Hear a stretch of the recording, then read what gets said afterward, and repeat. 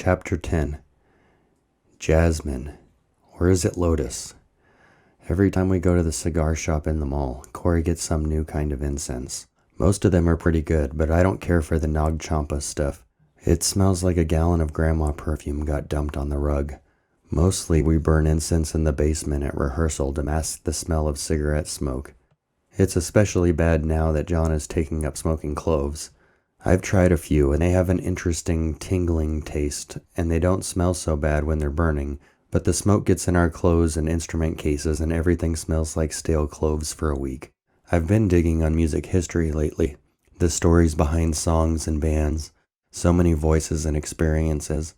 I also like how just a few instruments and notes can be played in so many different ways. Like most songs are only 3 or 4 chords, but there are still millions of different songs out there. A bottomless rabbit hole for me to explore. Music helps me escape my life. That and getting high. "You're just wasting your money," my mom says for the 1000th time. "It's a waste of time, too. Why don't you do something with your life?" She's been giving the same speech for the last 2 weeks. Every day when I ask her to take me to the music store, this is what I hear. Corey let me borrow his Washburn the last couple weeks, and I've just about mastered the songs he taught me, plus Smokin' in the Boys' Room and Centerfold. I've been learning those on my own from tablature. I can't read music, the dots and the lines, but this makes sense. "Don't you know any other songs?" My mom shouts through my bedroom door as I practice my limited repertoire over and over. "I'm sick of those songs. Learn something new."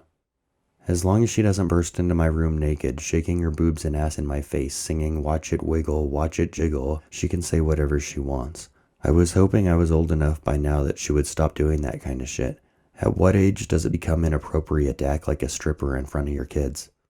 I've finally saved enough money for my own guitar. Now I just have to convince my parents to let me buy one. They keep track of everything I spend, making sarcastic comments about how nice it must be to be rich every time I buy a candy bar or a cheeseburger. I should be saving everything for a family, they'll say, not buying $300 guitars.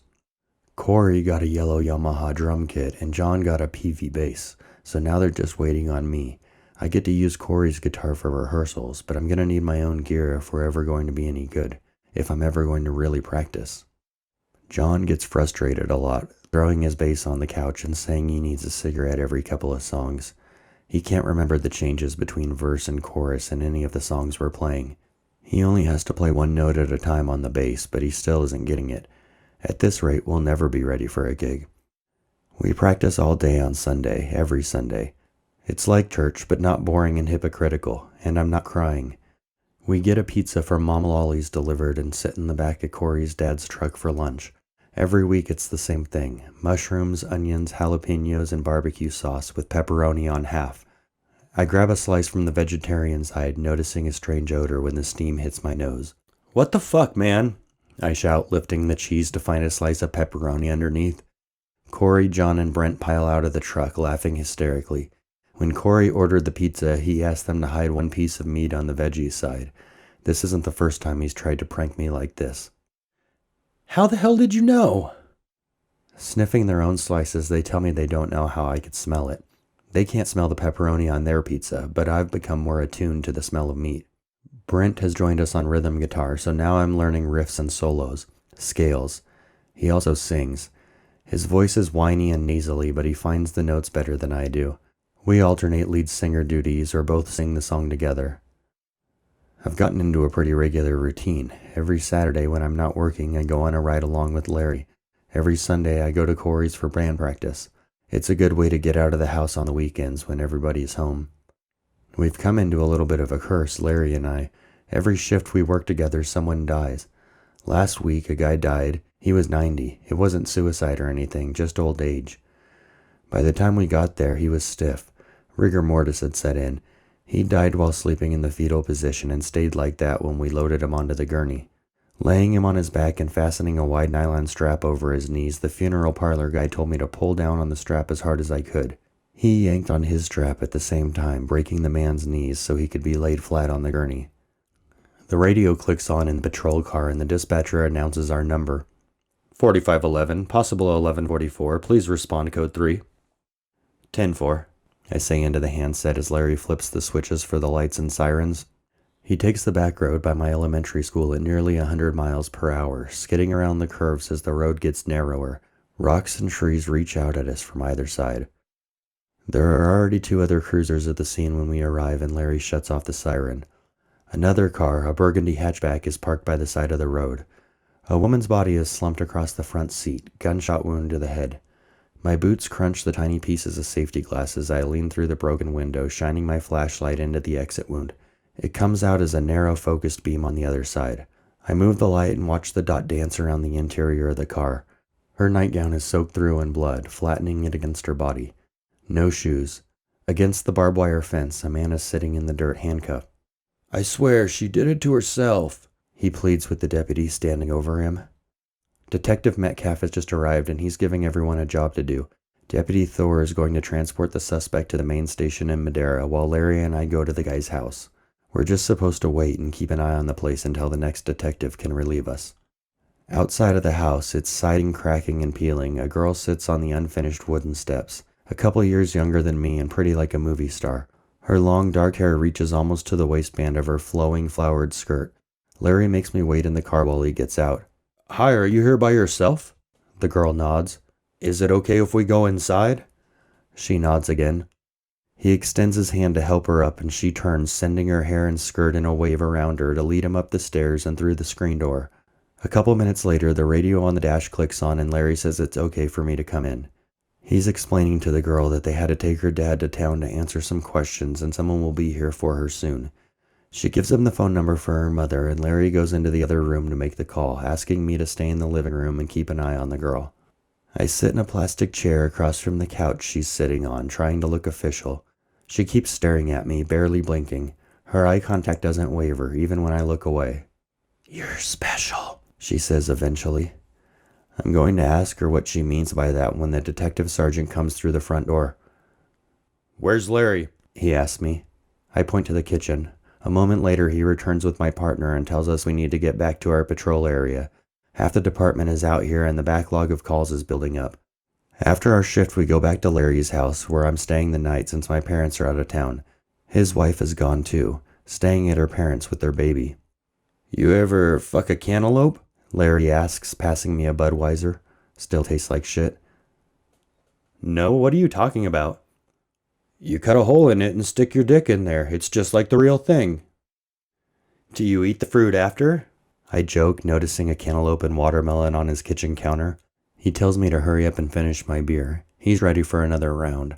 I've still got half a bottle left, but I hold my breath and chug it, trading him the empty for a fresh one. Larry lays on his side across the sofa, propping his head up on his elbow and staring at me as I sip my beer from next to the granite countertop. I rock gently, almost imperceptibly, back and forth on the padded bar stool. "You ever had your dick sucked?" "Yeah?" I chuckle nervously. "Guy or girl?" "What do you mean? Girl, of course." "Do you ever fantasize about having it sucked by a guy?" This is making me pretty uncomfortable. Am I going to wake up in the middle of the night with his dick in my mouth? "No. You know, if you close your eyes, you wouldn't know if it were a guy or a girl down there. A guy knows what to do anyway. You should try it sometime." I think this beer's making me sick. Maybe I should go to bed. After band practice, Tony shows up on his motorcycle and tosses me a helmet. "Come on, I got a surprise for you." We tear through the mountain roads and onto the 2-lane highway. My arms are wrapped around Tony's short but stout midsection, holding on for dear life. I can't see the speedometer, but we're passing traffic like it's standing still. 15 minutes and we're downtown, in the hood. It would take 40 by car. I've never been this far south before, not in the city, just passing through on our way to LA. Cutting across 3 lanes on the freeway interchange, Tony takes the first exit and another block from the freeway pulls into the driveway of a rundown 2-story. I jump off the back and he walks the bike onto the grass of the front yard. Inside, he leads me through the reefer-hazed living room, where half a dozen 20-something men, clad in matching uniforms of baggy khakis and white t-shirt, recline in sofa chairs. We go to the back bedroom, where a too skinny, girl in striped tank top and cut-off jeans sits on the bed, her back against the wall. Tony gives me a shove to indicate I should sit next to her. He takes his place on the other side and undoes his pants. Following his lead, I undo my jeans and pull my penis out. For whatever reason, I'm not hard. Tony isn't either. The girl swirls our flaccid dicks around in her fingers, one in each hand, for a few minutes. Neither of us is getting an erection. Tony gets up and says he's going to get a beer. Have fun, he says. As soon as the door clicks shut behind him, the girl turns to me and through missing teeth asks, "You got any money?"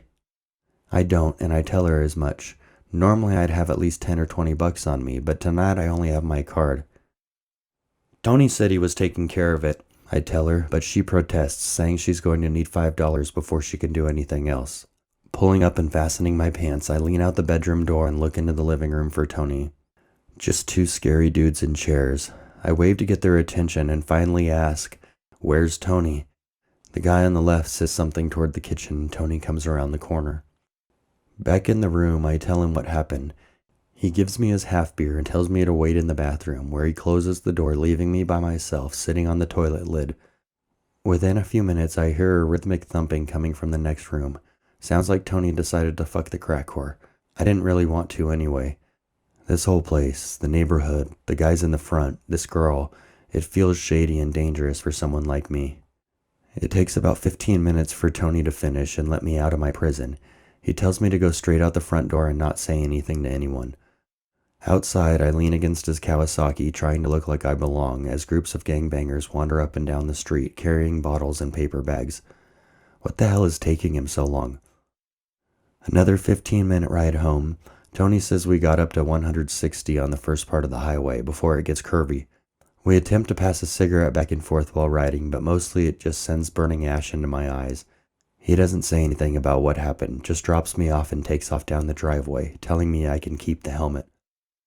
When it's convenient for me, My mom says, finally agreeing to take me to the music shop. They're treating it like it's some kind of reward for doing well in school and at work. It's a privilege to spend my own money on something, with their permission.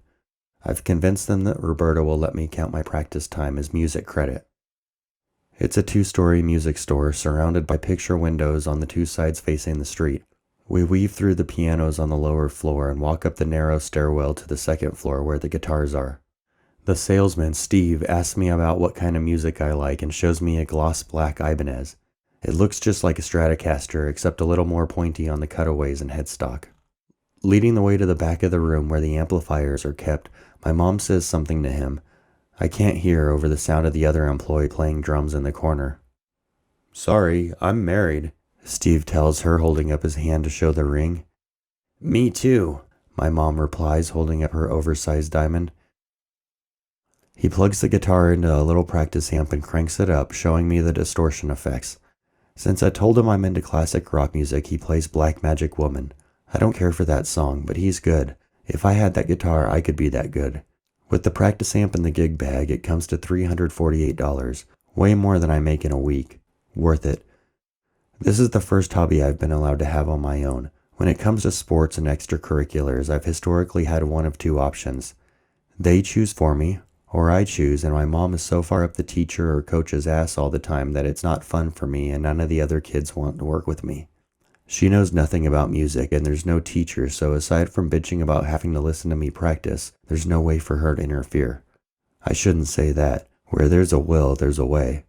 I can't believe you spent that much money on a stupid toy. Are you going to quit that like you quit soccer? I always hated soccer, especially when I had to go to the games on the weekend and be yelled at from the bleachers. That was when I was in first grade and she still can't let it go. You think you're ever going to get a job with that guitar? Yeah, that looks great on an application. It's your bad influence friends telling you to do something you don't need to be doing. Why do you hang around with such losers? You won't get very far in life with people like that.